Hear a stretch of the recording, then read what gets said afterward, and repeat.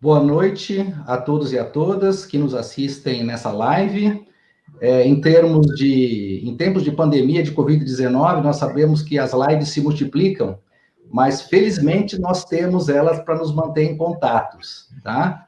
Hoje a gente vai falar do lançamento do livro Memórias e Narrativas, História Oral Aplicada, que está sendo lançado pela editora Contexto. Estão conosco os dois autores, o professor José Carlos Sebe Bomei e o professor Leandro Seawright, tá? Nos acompanha também, como um dos debatedores, o professor Natanael, tá?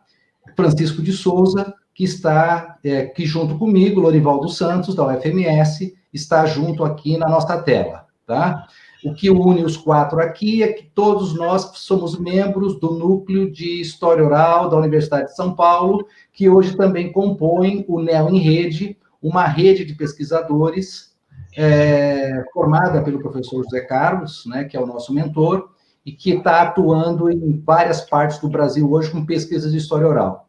A obra já é a terceira mais vendida na categoria historiografia da Amazon, o que nos faz muito felizes, e estava sendo ansiosamente aguardada pelos especialistas em história oral para avançarmos na discussão a respeito da teoria e da aplicação da história oral, como o próprio título mostra. O professor José Carlos Sebe Bomei é professor aposentado da Universidade de São Paulo, né? O currículo dele nem cabe aqui na tela, né? Ele trabalhou mais de 30 anos na Universidade de São Paulo, orientou todos os três pesquisadores que estão presentes aqui na tela, e é uma das referências na história oral no Brasil e certamente na história oral em termos mundiais. É com muita alegria que nós temos a presença do professor, o nosso mentor, o professor José Carlos, que vai falar sobre o livro daqui a um pouco. O professor Leandro Seawright é professor da Universidade Federal da Grande Dourados, tá? Tem uma publicação, tem uma produção científica fantástica, uma refinada produção teórica, né? Realmente, Leandro, você foi um dos meus ídolos, né? Na graduação, acompanhando os seus textos, a fineza da sua explicação teórica, da busca pela definição de termos específicos em história oral, realmente é um grande brinde para nós, uma grande felicidade estar conosco aqui, né? E o professor Natanael, nosso colega também, lá da USP, do Núcleo, né? Grande batalhador das causas do ensino fundamental e médio em São Paulo, bastante engajado, hoje trabalhando em diversas instituições privadas do estado de São Paulo, trabalhando na pós-graduação dessas unidades. Sejam todos muito bem-vindos, tá? Nós pedimos que as pessoas que nos assistem multipliquem, né, e compartilhem os links nos quais vocês estão assistindo. Essa live está sendo divulgada por vários canais, né, pela internet, e nós agradeceríamos que vocês continuassem convidando mais pessoas que nos ouvem, tá? Durante a transmissão também, o professor Leandro exibirá um cupom que vai oferecer desconto para a compra do livro. Então, por favor, não desliguem a tela, não saiam daí de frente e prestem atenção no que os professores estão falando. Eu serei o chato do tempo, né? Eu vou controlar o tempo de cada um de vocês aqui. E, professor Leandro, eu e Natanael estaremos de olho nas perguntas que vocês vão estar colocando aí nos canais que estão nos assistindo, para a gente deixar, então, as perguntas para o final. Professor José Carlos, por favor, seja muito bem-vindo. O senhor tem a palavra. Bem, muito obrigado. Boa noite a todos. Minha solidariedade às famílias afetadas com mortes nesta pandemia. E gostaria de falar brevemente sobre o significado deste livro, na minha experiência de oralista, de coordenador do Núcleo de Estudos em História Oral da USP. Em primeiro lugar, não se trata de mais um livro sobre história oral, mas sim de um desdobramento de experiências de todo o grupo de debates que já vão para 30 anos, não é?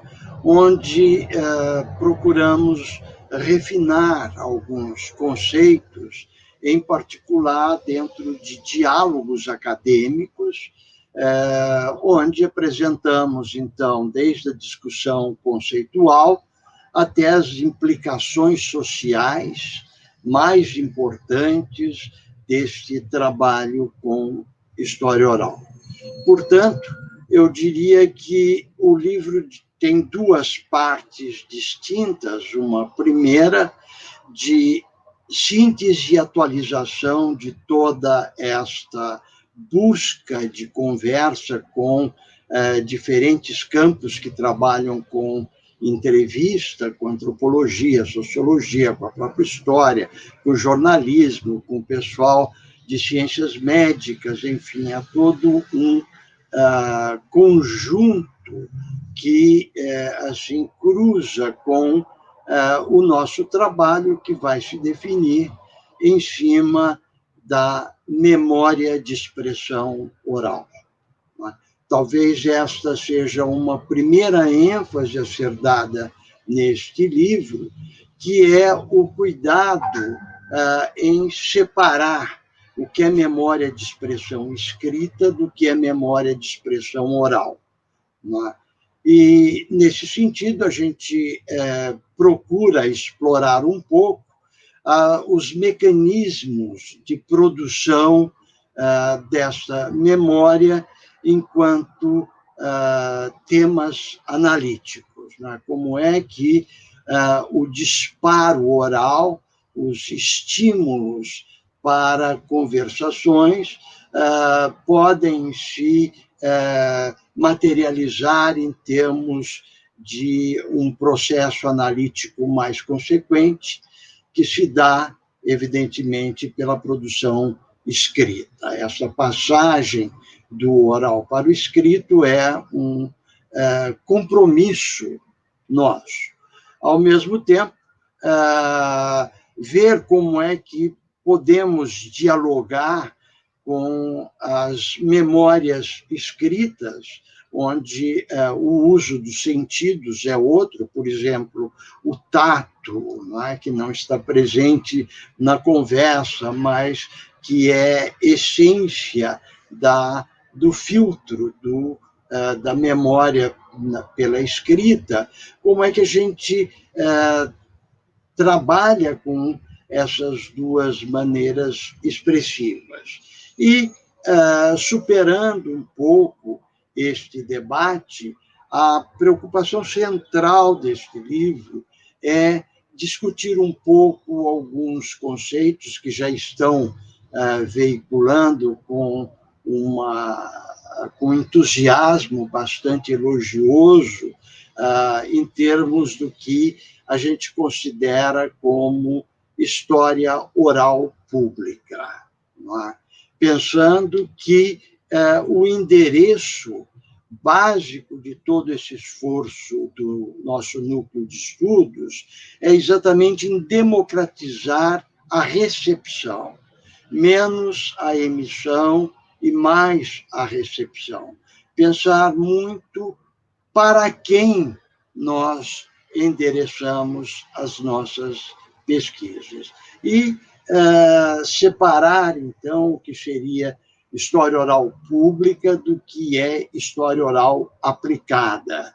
Dá um certo trato de enquadramento conceitual mais preciso, até mais delicado, para pensar um pouco como é que a aplicação de projetos em história oral se coloca dentro da mesma preocupação de história pública.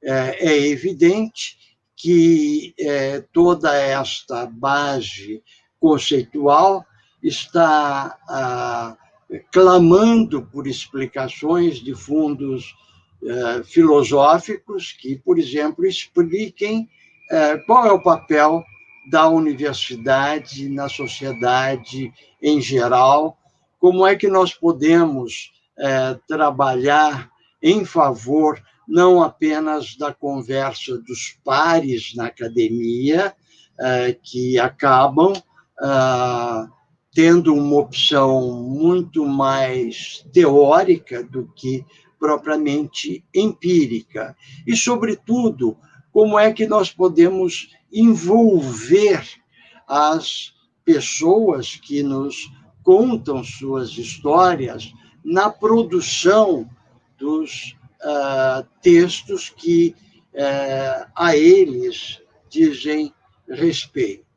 Trabalhamos com o conceito de colaboração, em vez de objeto de pesquisa, ator social, informante, sujeito da história, enfim, deslocamos um pouco a noção de autoria restrita a quem produz o texto na universidade para pensar neste papel de mediador, não de autor, mas de mediador.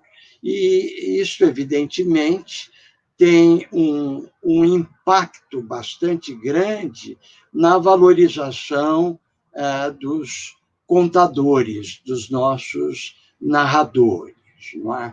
E, com isso, a gente pretende abrir um pouco o caminho operacional para, então, pensarmos como é que podemos preparar um projeto, sensibilizar as pessoas que vão dialogar com a gente, fazer essas gravações de maneira que elas tenham uma dimensão de acesso público mais permanente e, por fim, como tornar acessível para um grupo cada vez maior de consumidores da problemática social em geral.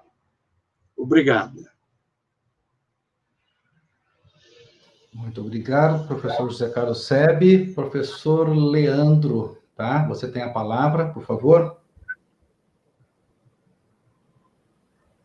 Bem, inicialmente eu quero cumprimentar a todos e a todas e agradecer por terem aceitado passar esses momentos conosco no lançamento do livro Memórias e Narrativas, História Oral Aplicada.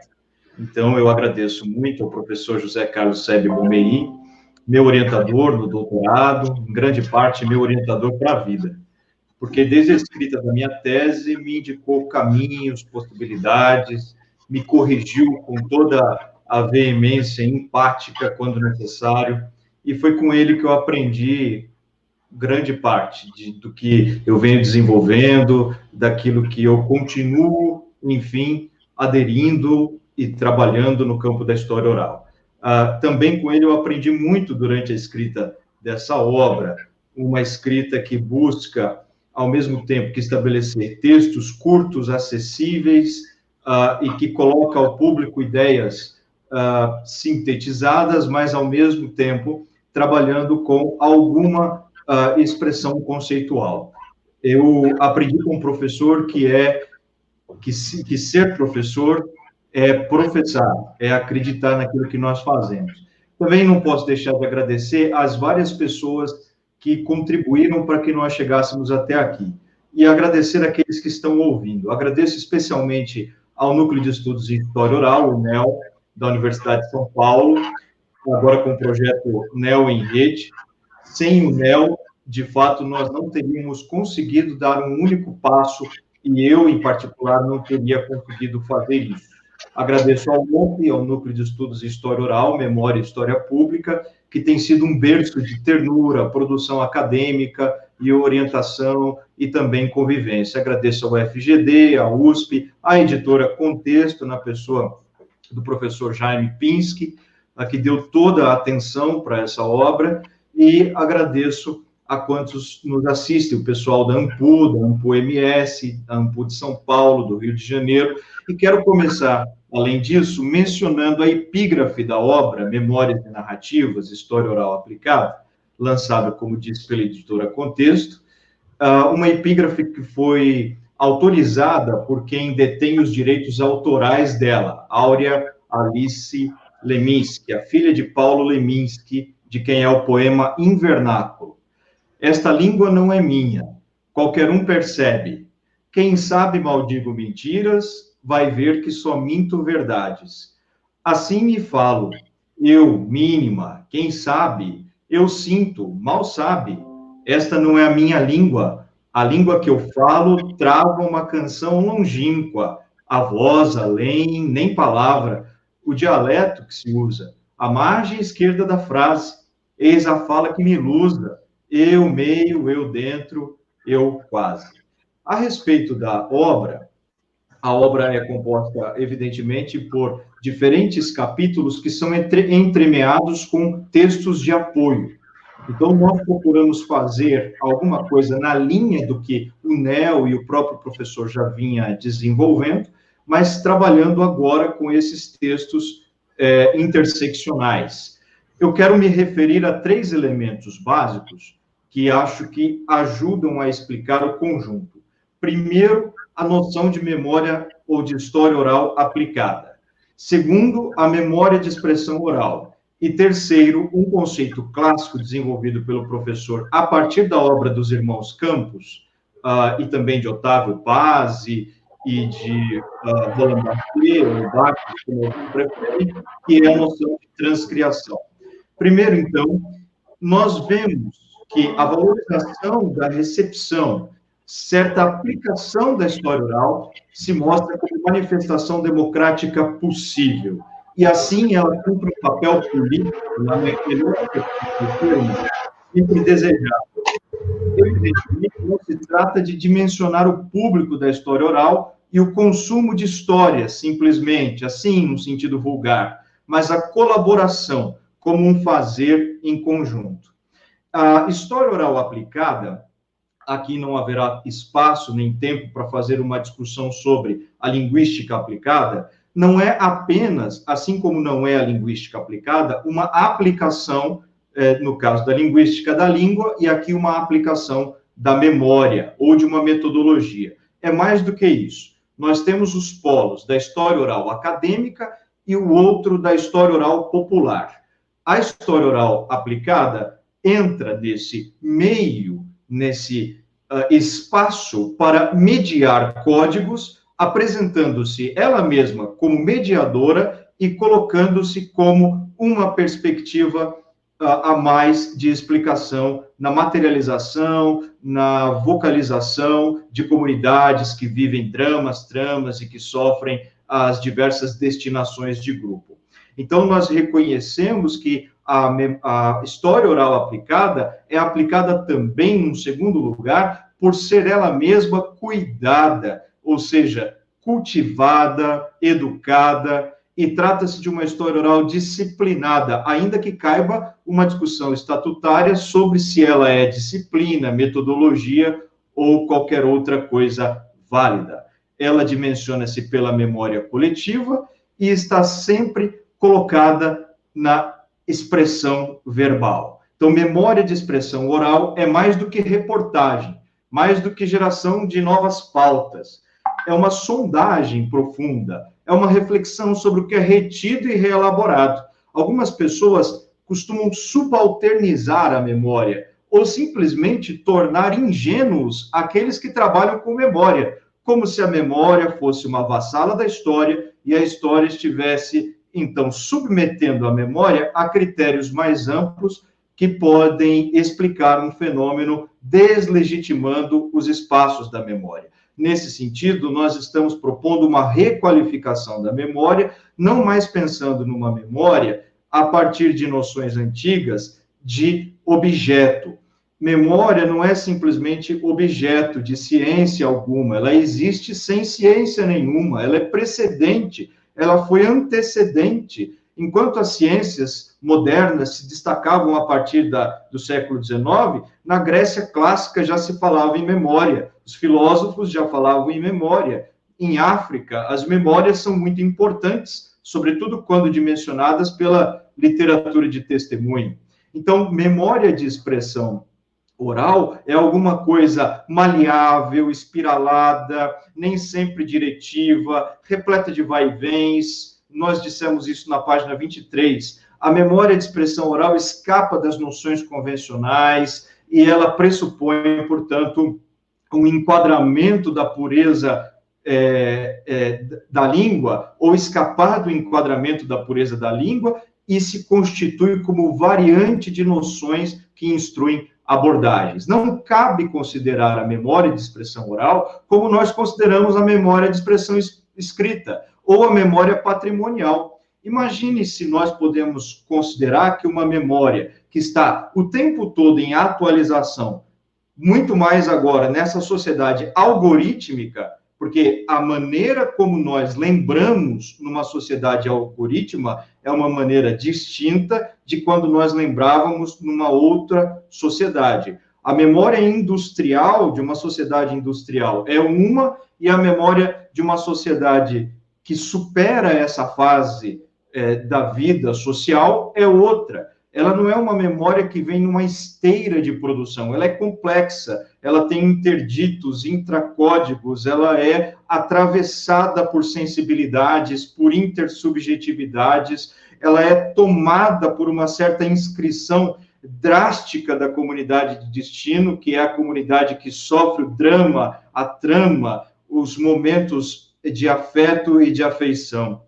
A minha palavra preliminar vem no sentido de dizer que essa memória é uma memória dinâmica, é uma memória que não pode servir ao código escrito simplesmente, mas que cede ao código escrito na forma da transcriação. Sobre transcriação, daqui a pouco eu vou falar um pouquinho mais, porque esse meu tempo preliminar já se esgotou. E agora eu transfiro outra vez ao professor Lorival, que muito nos honra com a sua presença e mediação, ele sim referência para todos nós do NEL e para todos nós aqui no Mato Grosso do Sul. Obrigado, Leandro, obrigado. Tá fácil administrar o tempo, os dois foram muito disciplinados agora. Eu vou chamar agora, então, o professor Natanael, né, para que ele faça os comentários sobre a fala dos dois autores, né, e também faça as suas considerações e perguntas. Convido também o público, né, a fazer perguntas. Vocês podem fazer perguntas por escrito, se estão no Facebook ou se estão no YouTube, podem incluir as suas perguntas, que a gente vai refleti-las aqui e vamos colocar para os pesquisadores. Professor Natanael, por favor. Bom, boa noite a todos e todas. Boa noite especial, professor Sebe. Professor Sebe também foi meu orientador. Eu posso dizer isso com muito orgulho e muita graça. Ele foi meu orientador no mestrado e agora meu orientador na pesquisa de doutorado. Conheci o professor Sebe há 17 anos, né, quando ingressei no NEL. A essa época também conheci o Lorival, né, Lorival. Eu lembro, uma curiosidade, o primeiro dia que eu cheguei, o Lorival, estava conversando com ele, né, eu falei para o Lorival, posso falar o que quiser aqui? O Lorival falou, dê a cara para bater. Foi essa fala do Lorival, eu nunca esqueci. E alguns anos depois, né, há um pouco mais de 10 anos, o professor Sebe me apresentou ao professor Leandro. Desde o primeiro dia travamos uma amizade estreita que só tem se aperfeiçoado até hoje. Eu agradeço muito a vocês por essa convivência. Há mais de um ano, eu esperava muito o lançamento desse livro. Eu estava ansioso pelo lançamento dessa obra. E quando eu comecei a ler, muito me chamou a atenção a abordagem que foi feita, que foi proposta para o conceito de história oral aplicada. E gostei muito quando vi que história oral aplicada foi proposta como sendo uma história oral cuidada, né? Uma história oral educada, e uma história oral que também é disciplinada, como o professor Leandro acabou de falar. Mesmo rompendo um pouco com os liames, com os enrijecimentos acadêmicos, não deixa de ser uma história oral disciplinada. Só que o que é mais interessante que eu pude verificar é que essa disciplina se assenta em uma proposta de humanização. E aí eu lembrei de uma disciplina que eu fiz com a professora Ecléa Bose, né? Foi no mestrado. E quando me apresentei como orientando do professor Sebe, ela me deu toda uma acolhida especial, professor.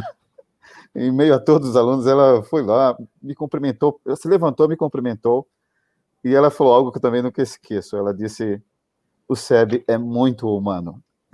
Falou isso na frente de todos, enfim, e me tratou com muita predileção, né?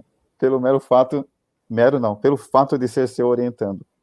Mas essa humanização que caracteriza, né, a proposta de trabalho de história oral, do núcleo de estudos de história oral, no qual nós temos a orientação do professor Sebe, de certa forma acompanha nosso trabalho constantemente, desde o primeiro momento, por exemplo, que travamos contato com nossos colaboradores. Meu primeiro colaborador, por exemplo, foi alguém que, inspirado pelo professor, inspirado pelo Nel, eu travei uma amizade tão estreita que nós tomávamos café todos os domingos. Ele chegou a falecer, eu fui convidado pela família para participar do velório, né, do senhor Jonatas de Freitas, mas isso em função dos laços estreitos que se estabeleceram. E essa humanização na história oral foi, por sua vez, inspirada e construída em mim, né, pela proposta de história oral, do Núcleo de Estudos de História Oral. Mas o que eu gostaria de destacar é que, em função desse trabalho desenvolvido, produziu-se uma história oral que, por sua vez, preocupou-se com a leitura que a memória fez e reelaborou, né, da experiência vivida. Por exemplo, no mestrado, quando eu entrevistei crentes, é interessante que eu gostava de entrevistar crentes, colocando os discos que eles gostavam de ouvir no passado. Na pesquisa do mestrado, nós verificamos que existe uma produção musical popular, e essa produção musical popular não tem aquele compromisso que o Inário tem. Ela, de certa forma, disponibiliza ou trabalha com o espírito da época. E aí você verifica que aqueles crentes reelaboraram a sua memória, porque eles, ao ouvir as músicas, eles falavam: eu não penso mais assim. Ou, interessante, a gente deixou certas ideias para trás, né? E é isso que interessa na história oral. Na história oral aplicada mais ainda, interessa essa reelaboração que a memória faz. E essa reelaboração, por sua vez, é apresentada pelo mediador, é apresentada pelo pesquisador que se comprometeu com essa proposta de uma história oral aplicada, a meu ver, uma história oral comprometida com a humanização. Obrigado, Lorival. Eu gostaria de apenas deixar esse meu relato, essa inspiração que me veio à tona quando eu contemplando essa obra que veio às minhas mãos, lembrei-me de certas experiências que são mais e mais consubstanciadas no nosso trabalho de pesquisador. E sempre valorizando essa ideia da humanização, que, por sua vez, consegue captar a reelaboração da memória. Obrigado. Muito obrigado, Natanael. Certamente a sua presença, né, no núcleo de história oral, né, e também como professor, é inspiradora para muita gente aqui, né? Você merece essa homenagem dos dois autores para você, porque você realmente, talvez como poucas pessoas no NEL, tiveram essa propriedade de trabalhar isso em escolas e continuar fazendo até hoje isso no seu doutorado lá no Diversitas. Muito bem, professores, eu tenho uma pergunta do público, mas eu vou segurar ela um pouquinho, porque evidentemente estão tentando contextualizar a questão agora com a pandemia, né? Mas, assim, temendo que a gente escorregue demais, do Pedro contexto Vargas? exato, do contexto do livro, eu vou segurar um pouquinho essa questão aí, viu, Márcio Arcas? Já vou colocar a sua pergunta para os autores aqui, tá? Mas eu anotei aqui algumas coisas enquanto vocês escreviam, né? A gente aqui está nessa situação muito diferente, né? Que enquanto a pessoa fala, vocês veem que os meus olhos se desviam aqui, porque eu estou digitando o texto do lado, porque não dá para fazer anotação. Enfim, a gente está pensando aqui. Bom, o professor Sebe, agora há pouco, né, chamou a atenção por uma discussão sobre um debate ao redor da história oral pública, tá? Eu queria fazer uma provocação, né? Se o senhor está mencionando essa história oral pública como uma eventual tentativa de, aspas, privatizar a história oral?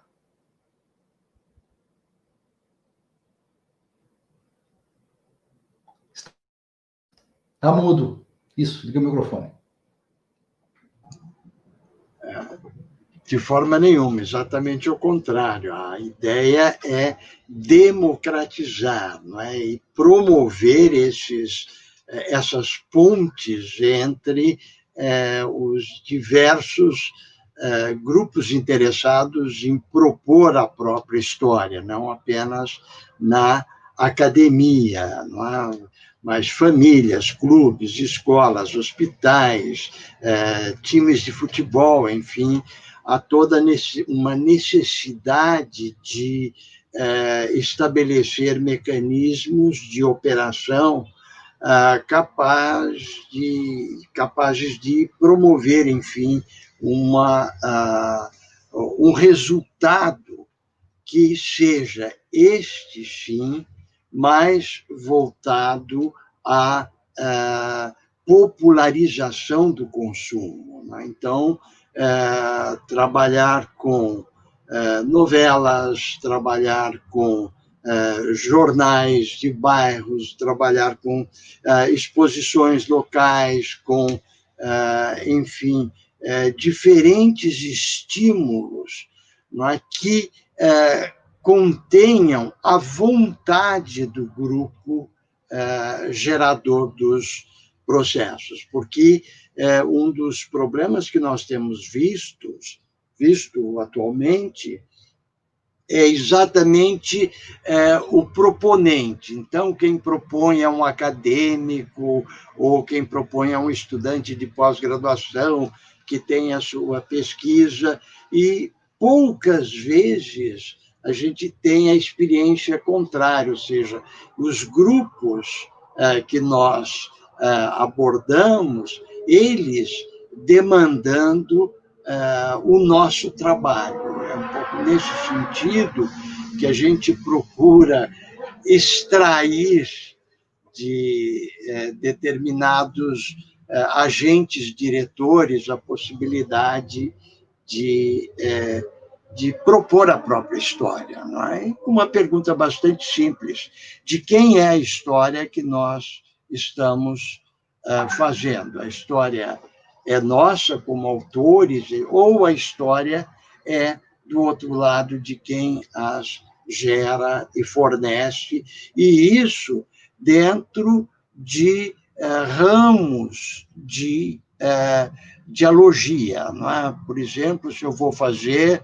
um trabalho sobre violência doméstica, eu não devo entrevistar apenas a vítima violentada, mas eu devo também estabelecer uma conversa com o violentador, porque, afinal de contas, a solução dessas tramas está exatamente nestes cruzamentos que nos permitem, enfim, algum caminho.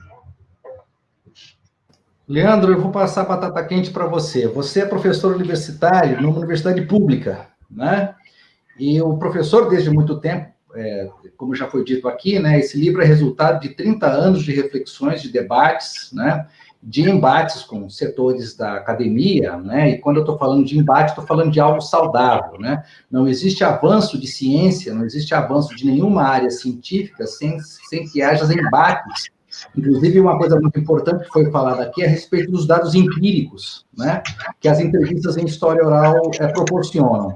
Leandro, na sua experiência, né, que ainda é recente, mas já são alguns anos acumulados, né, como é que você acha que, porque as pesquisas no Brasil são puxadas principalmente nas universidades públicas, né, de certa forma, está se colocando aqui uma certa, não uma tensão, mas um avanço, né, que as proposições, as temáticas de história oral sejam feitas, né, mais pelos nossos entrevistados, para os nossos colaboradores, como nós costumamos usar, do que propriamente proposta por nós acadêmicos que trabalhamos na universidade. Leandro, como é que isso pode ser possível? Como é que isso impactaria as relações entre universidade pública e sociedade no Brasil, no momento que as universidades públicas estão sendo questionadas por grupos de extrema-direita de não dialogarem com a sociedade e mesmo, principalmente nas ciências humanas, serem completamente inúteis, tá? Como é que você vê no seu dia a dia lá na universidade esse diálogo? Como é que é possível ouvir esses grupos para que a gente possa propor questões a partir dos problemas deles e não daqueles urdidos na academia? Bem, nós estamos vivendo um momento privilegiado para quantos trabalhem com história oral e para quantos trabalhem com memória. Em períodos de guerra, pós-guerras, em períodos pandêmicos como esses que nós estamos vivendo, bem como em períodos tensivos do ponto de vista democrático, ou que a democracia é ameaçada com bastante rigor, nós agora temos a alternativa de olhar para a memória como campo de incursão necessário.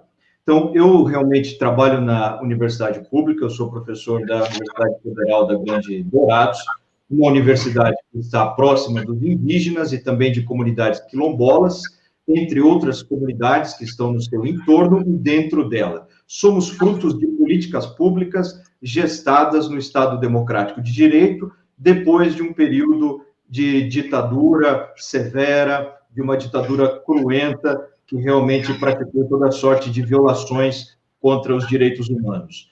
A universidade, no entanto, não pode mais olhar apenas para dentro.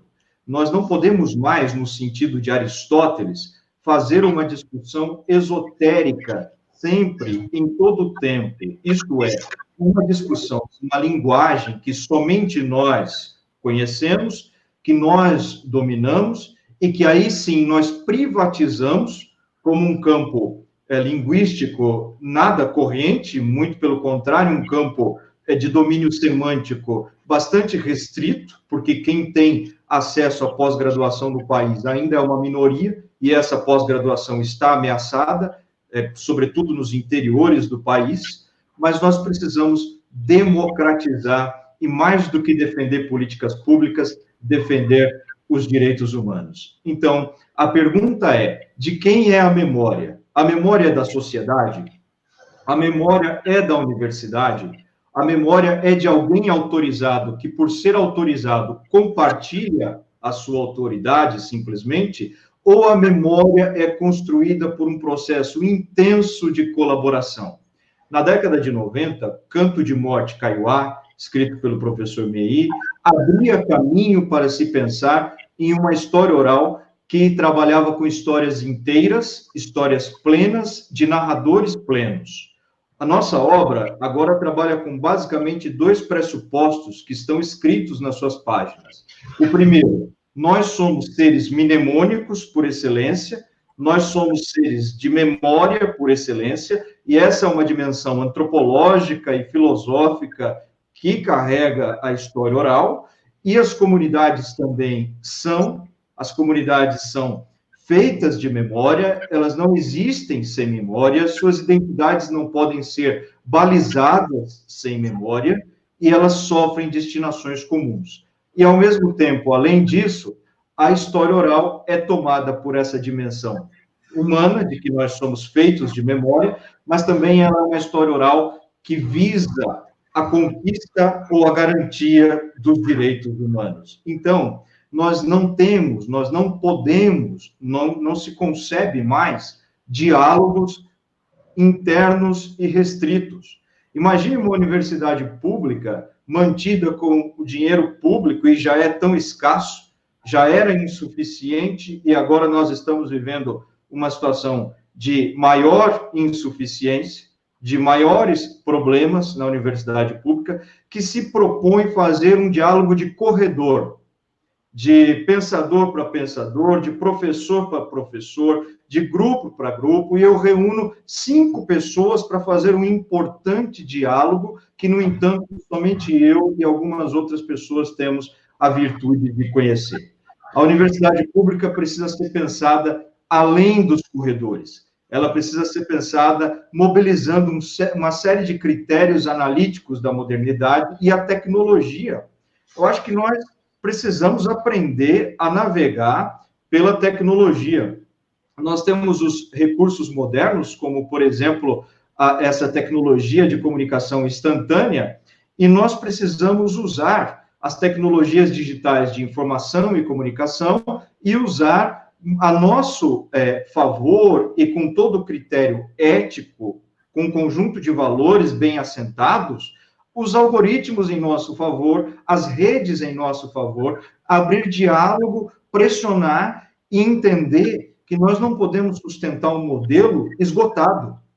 Assim como nós não podemos mais falar para um trabalhador da década de 80 com a mesma linguagem, hoje o nosso público mudou, a nossa destinação de mensagem mudou, e a história oral aplicada entra justamente nesse espaço, mediando o debate público necessário de uma história oral pública necessária, que não visa só o consumo, que não visa só o destinatário, mas a colaboração. Depois nós temos, com o Augusto Ileia, do professor também, uma outra provocação, que é a provocação da vida das pessoas, como essa vida acontece. As pessoas são motivadoras de projetos, seja em história oral de vida, seja em história oral testemunhal, em que se pressupõe o trauma, seja em história oral temática ou em tradição oral. São as pessoas que motivam, são as comunidades que motivam, e essas comunidades, na medida em que podem aceitar o seu destino fati, aquele destino sobre o qual nós não temos toda a capacidade de modificação, têm, ao mesmo tempo, a prerrogativa de fala. Então, no nosso caso, nós respeitamos bastante toda a enunciação da palavra falada e toda a enunciação do lugar de fala. É claro que nós não essencializamos, nós não trabalhamos com essencialismos em torno de conceitos que reorganizam esse campo, mas valorizamos o lugar de escuta. Fundamentalmente, o lugar de escuta não é nada além do que a possibilidade de escutar grupos vulneráveis, grupos em risco, grupos em perigos, comunidades étnicas, comunidades que estão sofrendo bastante. Então, a universidade pública é pública por causa do público, mas é pública pela mediação do público, em função do público, de políticas públicas e agora de direitos humanos. Muito obrigado, professor Leandro. Natanael, assume aí a mediação agora, a pergunta do nosso público, por favor. Sim, eu vi aqui uma pergunta da Edmaci Leite, né? E ela dirige essa pergunta ao professor Sebi. Ela pede para que o professor Sebi fale da possibilidade da história oral como metodologia de pesquisa. Bem, falar de história oral enquanto metodologia implica em determinadas afiliações, não é? E muito tem se questionado se história oral é da história, da sociologia, é interdisciplinar, enfim, esses enquadramentos são sempre propostos. E E na possibilidade da propositura, exatamente para fugir desses enquadramentos, pensando, por exemplo, em uma família que quer fazer a própria história grupal, como é que nós poderíamos operar? Eu tenho substituído o conceito de metodologia, que implica em uma devoção importante, se eu quero disciplinarmente caracterizar a pesquisa, por procedimentos operacionais. Quer dizer, quais são os mecanismos que eu posso usar para superar um pouco essas etiquetas, história, sociologia, antropologia, e fazer com rigor, não é sem cuidado, não é? Daí a gente ter devotado uma atenção especial à palavra aplicada, não é? Com toda a polissemia que cabe no conceito, e pensar um pouco num texto que realmente tenha condições de ser assimilado. Né? Daí, por exemplo, e eu demorei muito tempo para acatar essa possibilidade, supor a importância do cinema, que é um pouco um território que a gente está entrando agora pela própria possibilidade de, pela televisão, pelos próprios cinemas, pelos consumos em paróquias, em templos, etc., a gente veicular essas histórias. Mas ainda sou daqueles que devotam especial atenção ao texto escrito. Eu acho que, num sonho bastante utópico, supondo a história oral como um procedimento da democracia, com um componente, portanto, político, o acesso à escola, o acesso à condição de leitura pública, num prazo bastante longo, é a situação ideal. Portanto, eu gostaria de relativizar a exclusividade do termo metodologia e pensar que sim, que há procedimentos. O nosso livro vai nessa direção, dizer como é que a gente pode operar, então, com um conceito amplo de imigração. Temos 3 milhões de nordestinos na cidade do Rio de Janeiro. Como eu posso fazer uma história oral desse grupo? Então, eu vou, desta comunidade de destino, partir para um estreitamento. Bem, eu vou estudar os nordestinos do Rio de Janeiro. Partir para um estreitamento ainda mais factível. Eu vou a partir da Feira de São Cristóvão. Então, eu vou tendo procedimentos que podem ser substituídos pela tarja metodologia. Mas exatamente o nosso livro vai nessa direção. Como é que nós podemos fazer isso?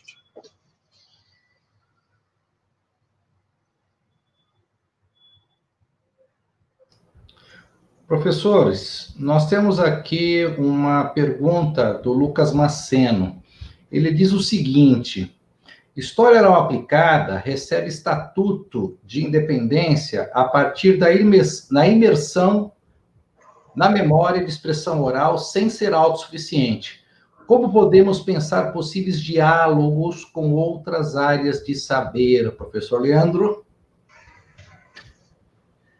Bem, antes dos domínios de saber, ou como se diz na academia, os domínios epistemológicos, nós temos a memória. Um dos pressupostos é que a memória é precedente para a história oral. Então, não se faz história oral necessariamente para produzir memória. A memória antecede a história oral.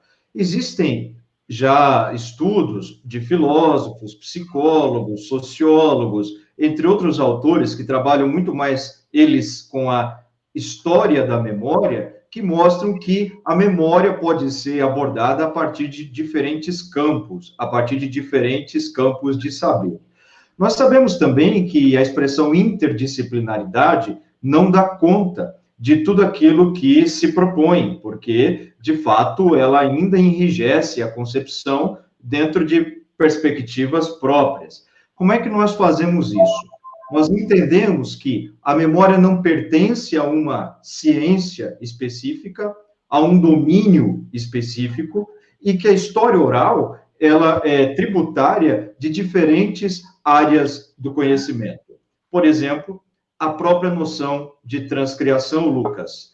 Então, eu vou te dar um exemplo que vem justamente do diálogo que a história oral do NEL, como proposta pelo professor Sebi, teve com o campo da tradução poética.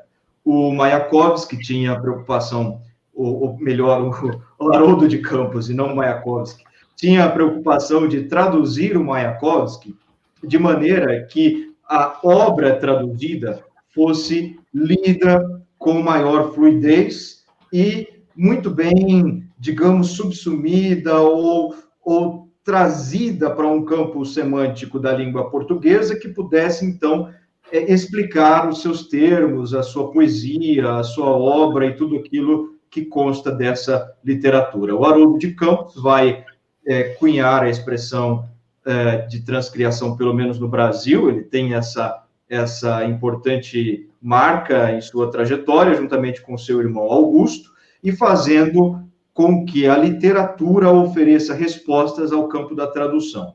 Quando o professor Sebi vai à noção de transcriação e ele, então, trabalha com a insuficiência da entrevista conforme o seu enunciado verbal exato, isso nada mais é do que um diálogo, pelo menos original, com o campo da literatura e da tradução poética. Dito de outra forma, Lucas, como é que eu posso trabalhar uma entrevista em que eu prezo ou considero apenas aquilo que foi dito? Olha, cada vez menos. Primeiro, nós estamos usando cada vez menos questionário. Aliás, nós não usamos questionário.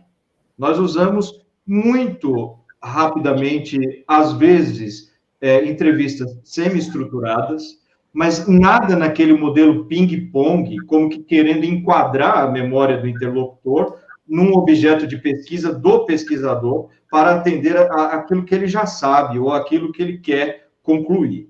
Segundo, além de trabalharmos dessa forma no trânsito da entrevista, porque entrevista não é pergunta e resposta, entrevista é, antes de tudo, transitar no mundo do outro, é abrigar a palavra do entrevistado dentro de si, numa troca intersubjetiva e numa troca de memória que compõe o ambiente. Se uma senhora que está sendo entrevistada chora, isso é material de descarte? Se alguém, durante uma entrevista, esboça raiva, que é um sentimento humano, muito natural, isso será objeto de descarte? Como é que nós vamos entender os interditos? Aquilo que não é dito com palavras, aquilo que é dito com gestos. Como se fôssemos fazer uma entrevista sobre alguém que vive dramas profundos em função da Covid-19 e começássemos indelicadamente perguntando para essa pessoa, de forma abrupta, sobre os efeitos da doença. Essa pessoa é maior do que a doença, ela precede a doença. E a memória coletiva precede a memória individual. Então, nesse sentido, devemos a noção de memória coletiva à sociologia de Maurice Halbach. Devemos a noção de memória individual à filosofia de Henri Bergson, ou Bergson, como alguns preferem. Devemos a perspectiva da fenomenologia da memória ao Paul Ricoeur. Mas o que nós fazemos não é isso. O que fazemos é uma outra coisa. Nós fazemos um trabalho empírico com memória. E deixamos que a história oral seja atravessada por história, historiografia, psicologia, literatura, Ao mesmo tempo, Lucas, a sua questão é muito oportuna para falar sobre análise, que é uma dimensão da história oral aplicada. É preciso sempre analisar uma história?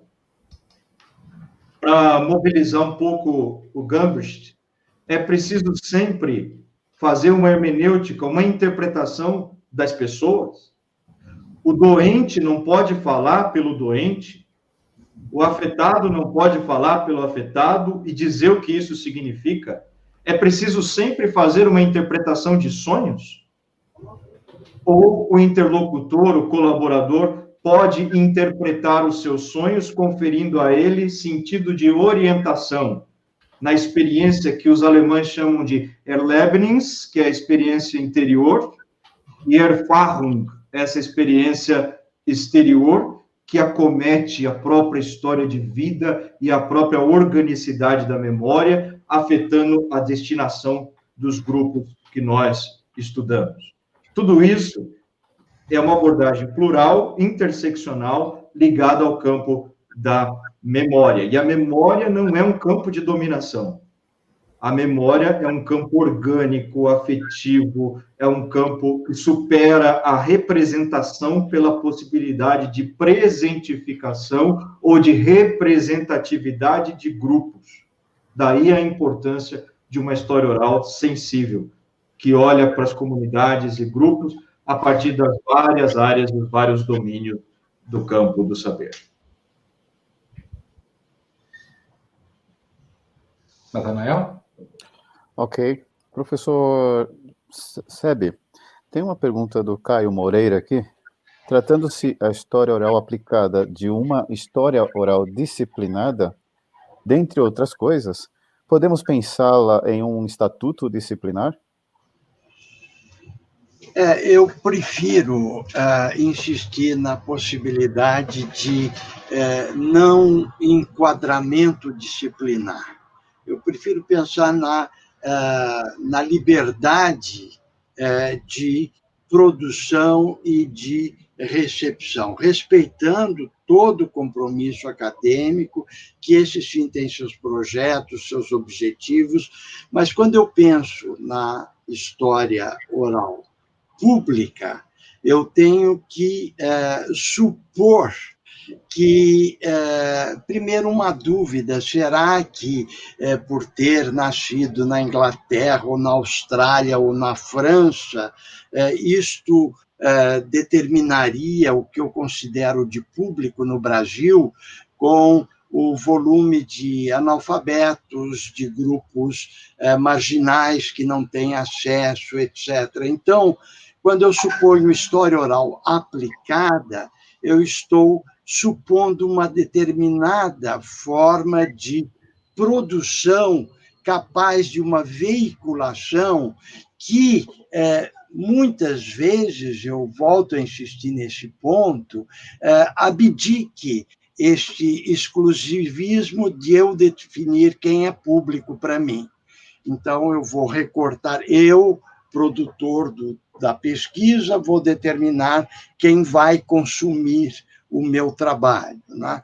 Isto tem a ver com uma certa independência que eu acho que a história oral brasileira tem que assumir algum ponto, que nós podemos, sim, dialogar com outras manifestações de história oral, mas nós temos uma forma nossa de respeitar o que é a oralidade. Por exemplo, eu fico me perguntando muito se eu, homem branco da cidade, acadêmico, tenho condições, por mim, de fazer um trabalho sobre mulher indígena isolada num determinado campo. Como é que eu não vou aplicar um projeto capaz de fazer com que a pessoa não seja incluída no que eu quero, mas que ela própria demande o meu trabalho em favor de uma produção pública? Isso demanda um projeto aplicado para este fim, certo? há muita complexidade nessas tranças de situações, mas, assim, é absolutamente necessário a gente pensar o que é público no Brasil. É quem eu escolho? Muito bem. Tem uma pergunta aqui do Carlos Barros Gonçalves, ele parabeniza a todos, né? Ele diz o seguinte: vocês disseram da história oral ser também apreendida, desenvolvida para além da academia. Então, qual que seria a primeira, a segunda reticências, dica para uma pessoa fora da academia que quer iniciar-se nesses procedimentos? Eu diria para ele ler o livro. Mas vamos dar dica para eles, Leandro? Vai aí a primeira dica. Eu acho que a primeira coisa é saber o que vai fazer, de fato, ler o livro, mas não porque é esse livro, ele também poderia ler outros livros de vários outros autores e do próprio professor, da professora Fabíola, da professora Suzana, entre outros autores e autoras, da Juniele, professora Juniele, que estava aqui conosco ainda há pouco, para verificar a importância da noção de projeto. Então, veja, história oral não é fonte oral.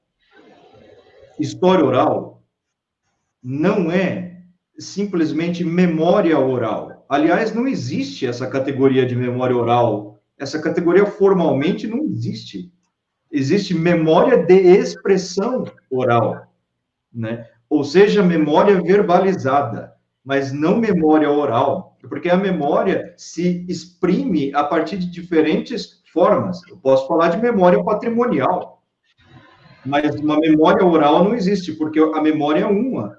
Ela tem o seu aspecto neurológico, ela tem o seu aspecto social e, maior ainda, o seu aspecto coletivo, que não é, a memória coletiva não é a soma das memórias individuais, mas a coexistência delas como suporte. Então, é preciso entender que a noção de projeto é muito importante, porque ela nos livra de um segundo erro. Além de história oral não ser fonte oral, o segundo erro seria pensar que história oral é entrevista. Então, alguém diz, eu fiz história oral. É mesmo? Mas como você fez história oral? Eu entrevistei. Ora, os jornalistas entrevistam, os antropólogos muitas vezes entrevistam sem dizerem que fazem história oral, os sociólogos entrevistam sem assumir a história oral, os pedagogos fazem isso, os historiadores fazem isso e não necessariamente estão trabalhando com história oral. Então, a noção de projeto é muito importante para a história oral. Pode ser simples, professor Carlos, pode ser um esboço simples de projeto. Eu não estou dizendo que uma pessoa de fora da academia vai ter uma mesma noção de projeto dentro da academia. Ela pode ter um esboço, um roteiro, uma coisa básica. Ele não precisa ser um acadêmico extremamente versado para fazer um projeto de história oral. Aliás, o livro, ele pode ser lido por pessoas de diferentes áreas. Nós escrevemos pensando na história oral para além da própria história ou do campo da história. E quando pensamos nisso, existe uma outra coisa que pode ser muito importante para clubes, para igrejas, para famílias, para universidades públicas, entre outras instituições, como as mais variadas, ou para prefeituras, câmaras, entre outras instituições, o próprio judiciário, que é, Lorival, trabalhar com a noção de banco de história. Então, pode a memória ser enrijecida num documento final, que será depositada num lugar de pesquisa, e somente isso? Eu escrevo história oral para publicar um livro e colocar esse livro na estante da biblioteca? Ou eu escrevo história oral para, além de promover todo esse conhecimento possível ao campo, além disso, atingir a garantia dos direitos humanos e eventuais políticas públicas? Então, existe uma outra vocação para a história oral, que é uma vocação pública, é uma vocação publicada, mas não é uma vocação publicista, não é uma vocação derivada da reportagem ou de um trabalho vulgar. Então, ela é aplicada no sentido de que ela vai ao público, seja esse público o público indígena, e promove a colaboração. Ela promove uma outra perspectiva de memória. Criar bancos de história a partir de histórias faladas, transcritas, textualizadas e transcriadas. Por que transcriação? E por que eu estou insistindo nesse ponto? Não é? Eu não faço disso uma bandeira, nem uma defesa, em que se você não fizer transcriação, você não está fazendo história oral. Eu não estou dizendo isso. Eu estou dizendo que a transcriação é uma alternativa, porque a transcriação é quando a gente escuta os outros com os dedos.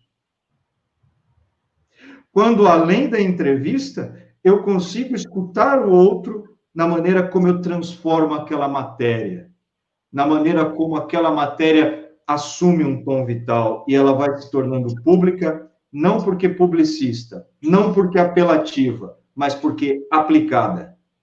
Basicamente isso.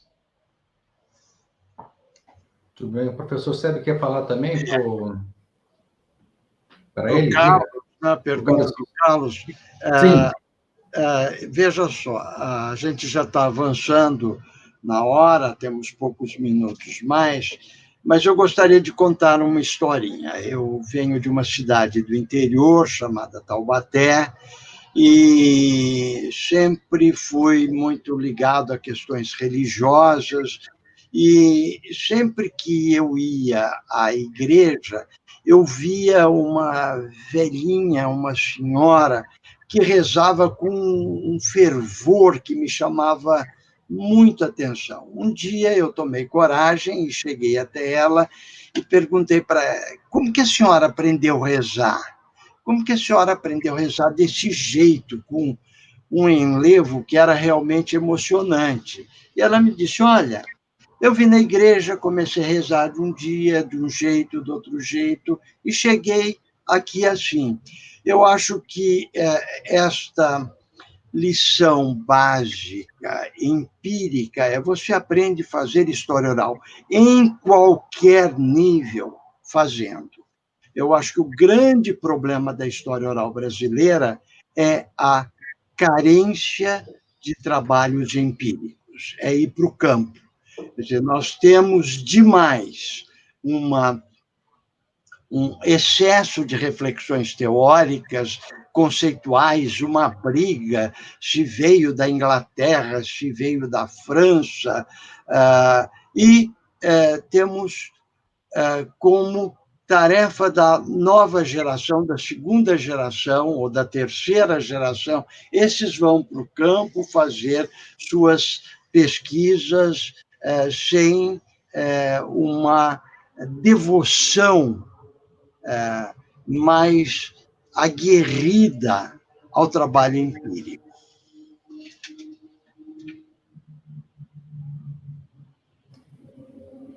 Leandro, a gente tem uma pergunta do Rodrigo Prado.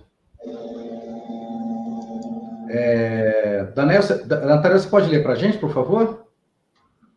Sim, Rodrigo Prado, né? Professores, se eu não estiver incorreto, uma situação que nos lembra do pensamento de Nietzsche, não existem fatos, existem interpretações.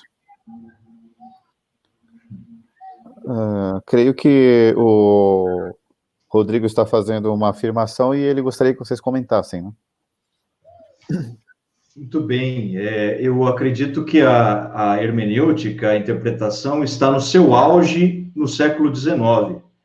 Porque no século XIX, nós temos um movimento, basicamente um pouco de contrariedade à noção de teleologia, ou de sentido. Então, nós temos uma escola, ao mesmo tempo, alemã, que é uma escola rankiana, falando de que a vida e a história têm um telos, um sentido, uma direção, e nós temos um outro modelo baseado em Nietzsche, que é a partir de uma filosofia voluntarista, de uma outra perspectiva, que é o modelo genealógico. Então, ele propõe que não necessariamente um século seja a continuidade do outro, que um fato na minha vida seja a sucessão de outro fato, e assim sucessivamente. Isso abre uma grande interpretação, Rodrigo, em termos de análise. E essa é uma das questões mais polêmicas da história oral. As histórias inteiras valem por si ou elas sempre precisam ser tematizadas para serem analisadas? Essa grande voracidade, né, por análises e tematizações muitas vezes impedem o afluxo da memória. Então, quando nós falamos em uma história oral voltada para memórias e narrativas, nós não queremos fazer parecer que os temas são superiores à vida, que os arquivos são superiores ou explicam as pessoas, as instituições, os movimentos que têm a sua própria complexidade, o seu próprio caráter intrincado e de difícil compreensão. Nós estamos mostrando, basicamente, de que a vida é muito mais complexa e de que nem a vida cabe num documento. Se a vida não cabe num documento, mas nós produzimos documento por meio da transcrição, primeiro da entrevista, depois da transcrição, da textualização, da transcriação e da autorização para uso, quando esse documento se sacramenta, mas se a vida não cabe nesse documento, como é que alguém poderá caber na nossa interpretação? Então, a história oral propõe interpretação analítica, a história oral propõe compreender o modelo ideário, imagético, representacional. Eu mesmo trabalhei com isso na tese, quando analiso um caso do comício da Central do Brasil, de um dos participantes da Central do Brasil, um processo de demonização do presidente Jango, do ex-presidente Jango, deposto pelo golpe militar, mas a análise não pode esgotar a vida. A vida é maior do que a análise, e as pessoas são donas da sua história. Então, antes de fazer uma história oral da clínica, ou uma história da clínica, que é alguma coisa muito importante, que tem que ser feita, por que não fazer uma história oral do clinicado, do clínico? Como diz o professor de outro modo, quando se faz uma história oral, não da doença, mas a história oral do doente, não uma história oral da religião, mas uma história oral do religioso e o seu sentimento religioso. Não necessariamente uma história oral indígena, mas uma história oral com o indígena. Uma história oral não sobre o indígena, mas uma história oral com, ao lado de, em colaboração com ele. Uma história oral, enfim, aplicada. Né? Então, a interpretação é um modelo importante. No século XIX, ela se torna secular, a interpretação sai do campo da teologia e vem forte para o campo do direito, para o campo da hermenêutica jurídica, da hermenêutica filosófica, mas a interpretação não é tudo, porque a vida, para retomar Nietzsche, é um impulso, e o impulso é uma interpretação de existência. Então, quando alguém narra, nós temos uma pulsão e um impulso de memória, e esse impulso de memória vale porque a pessoa narra. Enfim, o trauma, a dor, a angústia, a violação de direitos, a pesquisa empírica. Nós não queremos fazer parecer, lançando um livro teórico, que história oral é teoria. Muito pelo contrário, nós queremos estimular o campo de pesquisa. Temos um bom público, mas infelizmente o tempo passou rápido, né? Então vamos fazer a última pergunta. E eu gostaria de dirigir essa pergunta para os dois autores, né? Sei que o Leandro está escrevendo um pouco sobre esse assunto. Vou fazer a pergunta. Eu proponho então que o professor Leandro responda antes e o professor Seb depois, pode ser? Professores, proponho que façam um comentário sobre as novas perspectivas da história oral devido ao distanciamento social. Essa pergunta é do Márcio Arcas, né? Como fazer pesquisa em história oral neste momento?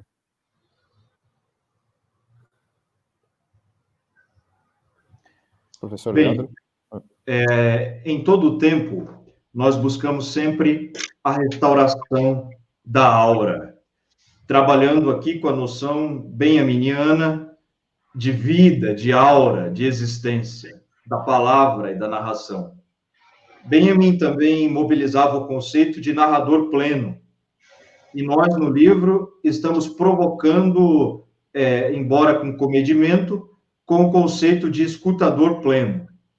O escutador pleno busca a presença, ele busca a negociação das distâncias, e busca a instauração da aura, ele busca o relacionamento, não é? Ele busca a afetividade e a afecção do meio.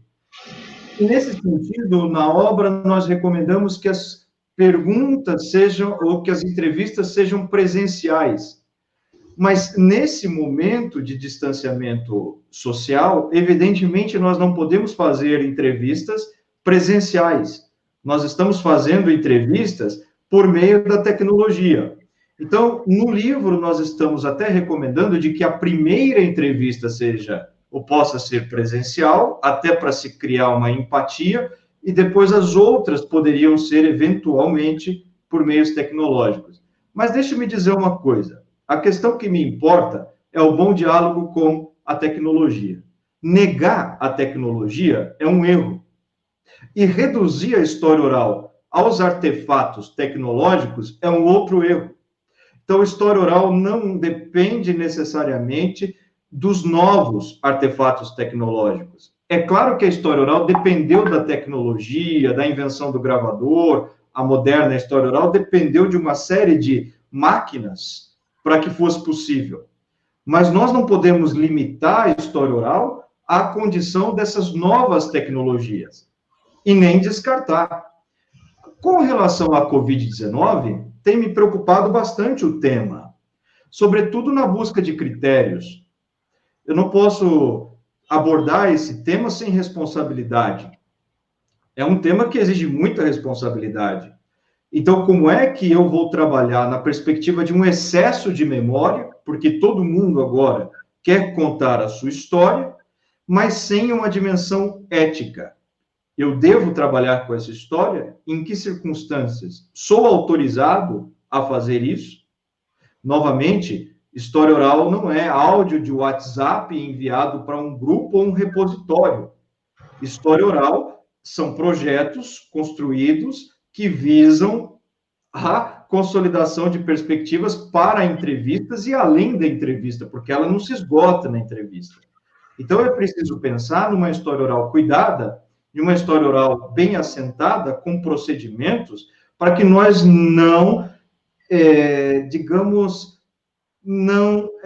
adotemos um tom banal, porque a vida não é banal, o drama das pessoas não é um drama banal, as pessoas não cabem nos arquivos, nos documentos, elas são maiores do que isso, e nós não deixamos a tecnologia. Então, eu estou aqui com um caso de 5, 6 entrevistas que eu fiz já para um projeto de história oral durante a Covid-19.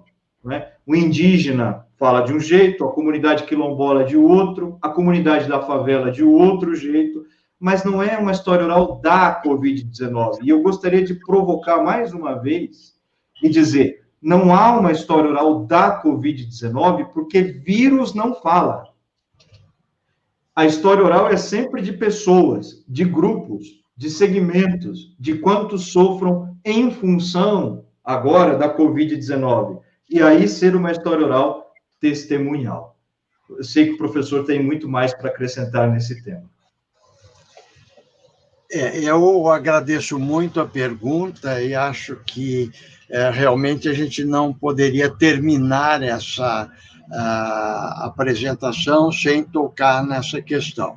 Quer dizer, vamos qualificar os gêneros de história oral. Uma coisa é história oral de vida, outra coisa é história oral temática, outra história oral testemunhal e outra tradição oral.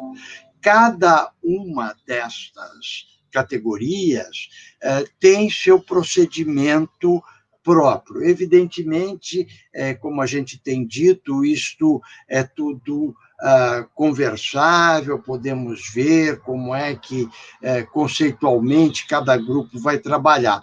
Mas, no caso específico da história oral testemunhal, e eu tenho prestado assessoria a várias prefeituras, em particular do Nordeste, sobre esse tema, e a questão que a gente tem notado é uma não especificação do que é testemunho. Nós vivemos uma pandemia, portanto, nós estamos com as nossas vidas inscritas em um trauma coletivo.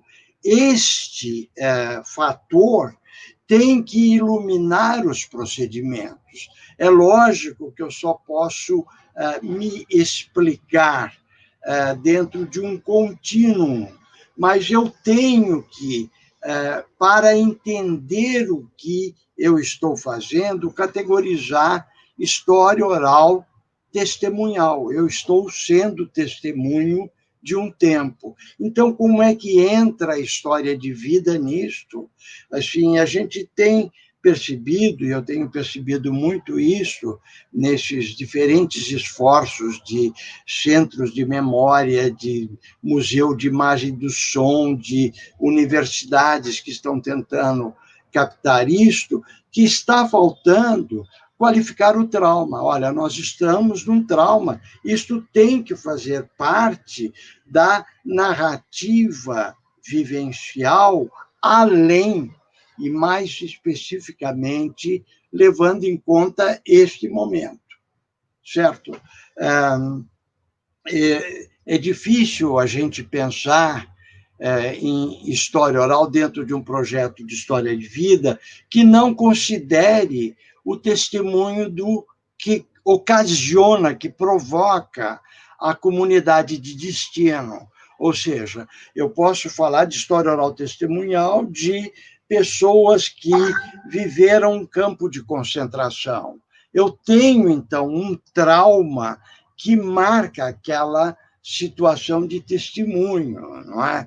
Há outras circunstâncias, enfim, que têm outras configurações, por exemplo, pessoas que são portadoras do vírus do HIV, é outra linha de abordagem testemunhal, certo? Eu só queria terminar agradecendo infinitamente aos meus colegas aqui presentes, a toda essa equipe. Tem uma chuva de perguntas que a gente poderia responder depois. Quero deixar meu agradecimento à editora Contexto, que assim, é o 5º livro que eu publico pela mesma editora. Eu acho que isto assim, mostra uma determinada vocação para tanto, e saudar a todos para assim, fazer história oral e fazer dela uma razão de pensar intelectualmente. Muito obrigado a todos. Queria dar uma explicação, senti muita falta de uma presença feminina neste quadro, mas houve uma circunstância para tanto, e estaremos corrigindo esse desvio numa outra situação. Muito obrigado. Bom, o professor Leandro tem um aviso para dar no final, né? A gente já anunciou, mas ele vai dar o aviso e a gente vai encerrar. A gente já vai para 1h e 23 minutos. Todas as perguntas de vocês estão registradas nas redes sociais onde estão sendo transmitidas, tá? Então, de lá, o professor Leandro pode encaminhar as questões para o professor Seb, e está todo mundo convidado, né, a procurar na internet a expressão Rede NEL, NEL em Rede, para nós conhecermos os nossos projetos. A gente tem projeto com indígena, tem projeto com quilombola, tem projeto com prostituta, tem projeto com morador de rua, é uma infinidade de trabalhos que nós fazemos a partir disso, tá? Eu já tive a felicidade de ter gente batendo na minha porta, lá na Federal do Mato Grosso do Sul, pedindo para escrever a história deles, né?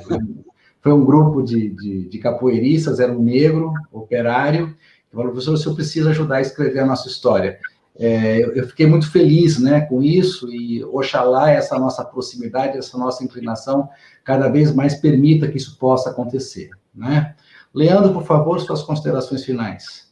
Então, brevemente, além de pedir para que vocês compartilhem essa live nas redes sociais e sigam a Rede NEL, o OMP e as nossas redes para sempre receberem informações, eu quero dizer, a Memórias e Narrativas, História Oral Aplicada, está na editora Contexto com desconto, tá? Então, você entra e digita o código Narrativas10 e você vai ter um desconto para adquirir. Finais? Também quero agradecer e dizer que estou muito honrado pelo convite, né? Eu não posso também deixar de dizer quanto sou grato pela consideração e pela honra que esses dois, mais do que professores, são meus amigos, professor Sebe e professor Leandro.